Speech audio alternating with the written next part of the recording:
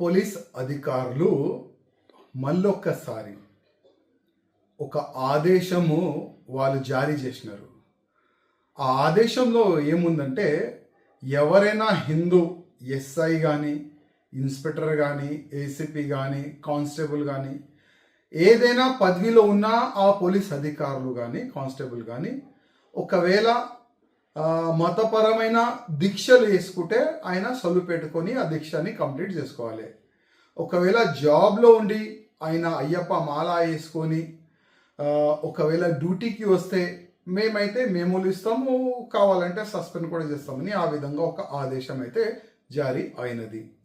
ఇది ఇప్పుడు కాదు, కంటిన్యూగా ఎవ్రీ సంవత్సరం అంటే అయ్యప్ప దీక్షా సమయంలో అంటే డిసెంబర్, నవంబర్, జనవరిలోనే ఇట్లాంటి ఆదేశాలు జారీ అవుతుంది.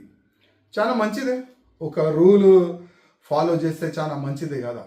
కానీ ఈ రూలు హిందువులకే పరిమితి అవుతుందా? నేను పోలీస్ అధికారులకి అడుగుతున్నా, మా రేవంత్ రెడ్డి గారికి అడుగుతున్నా, హిందువులకేనా ఈ రూలు? ముస్లింలకి ఇట్లాంటి రూలు ఉండవా? రంజాన్ సమయంలో చాలామంది ఇన్స్పెక్టర్ కానీ, ఏసీపీ కానీ, కానిస్టేబుల్ కానీ, ఎస్ఐలు కానీ చాలామంది రోజులు పెట్టుకుంటారు. మళ్ళీ వాళ్ళకి ఫుల్ ఫ్రీడమ్ ఇస్తారు కదా. ఆయన ఏ టైం అయినా డ్యూటీ రావచ్చు, ఏ టైం అయినా మస్జిద్కి పోవచ్చు, నమాజ్ చదవనికి పోవచ్చు, ఇంటికి వెళ్ళిపోవచ్చు, రోజా ఇడవనికి వెళ్ళిపోవచ్చు, ఆయన ఎప్పుడైనా ఏదైనా చేయొచ్చు. ఆయన వాళ్ళకి ఇట్లాంటి రూల్స్ రెగ్యులేషన్ ఎందుకు పెట్టారు?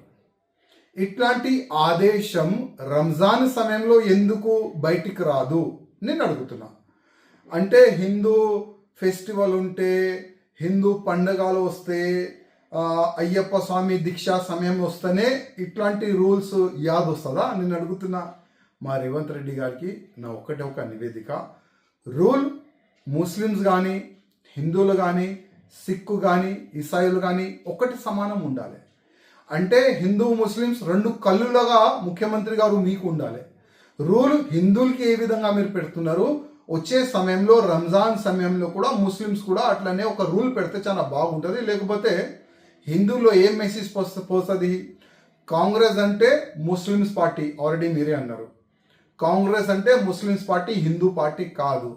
దానికి మీరు ప్రూవ్ చేస్తున్నారని నేను అనుకుంటున్నా.